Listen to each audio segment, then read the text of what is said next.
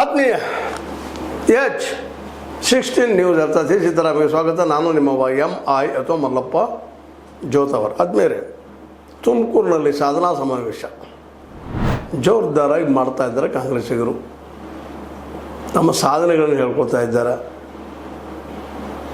ಅದೇ ಕಾಲಕ್ಕೆ ಈ ಸಭೆ ಮುಖಾಂತರ ಇನ್ನು ಮುಂದೆ ನಮ್ಮಲ್ಲಿ ಜಗಳ ಇಲ್ಲ ಅನ್ನೋ ಮೆಸೇಜು ಕಳಿಸ್ತಾ ಇದ್ದಾರೆ ಅಂತ ಅನ್ನಿಸ್ತಾ ಇದೆ. ಯಾಕಂದ್ರೆ ಇನ್ನೇನು ಬಹಳ ಇಲ್ಲ, ಇನ್ನು 2 ವರ್ಷಕ್ಕೆ CM ಆಗಿರಿ ಏನು ಮಾಡೋದರು ಅಂತ ಭಾವನೆ ಇರ್ಬೋದು DK ಅವ್ರಿಗೆ. ನಾವು ಮೊದಲಿಂದ ಒಂದು ವಾದ ಮಾಡ್ತಾ ಬಂದಿದ್ದೀನಿ ತಮ್ಮೊಂದಿಗೆ. DK ಅವರು ಅಟ್ಲೀಸ್ಟ್ 2028ರಲ್ಲಾದರೂ ನನಗೆ CM ಸೀಟ್ ಸಿಗಲಿ ಅನ್ನುವಂಥ ದೃಷ್ಟಿಕೋನದಿಂದ ಒತ್ತಡದ ರಾಜಕೀಯ ಮಾಡ್ತಾ ಬಂದಿದ್ದಾರೆ ಅನ್ನುವಂಥ ಮಾತನ್ನು ಸಹಜದ.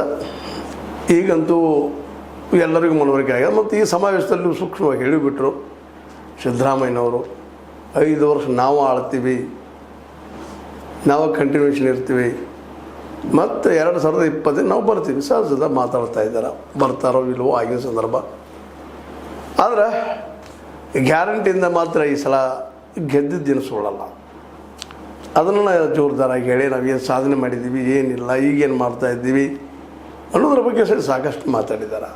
ಆದರೆ ಈ ಸಮಾವೇಶದಿಂದ ಒಂದಂತೂ ನಿಶ್ಚಿತ ಆಯಿತು,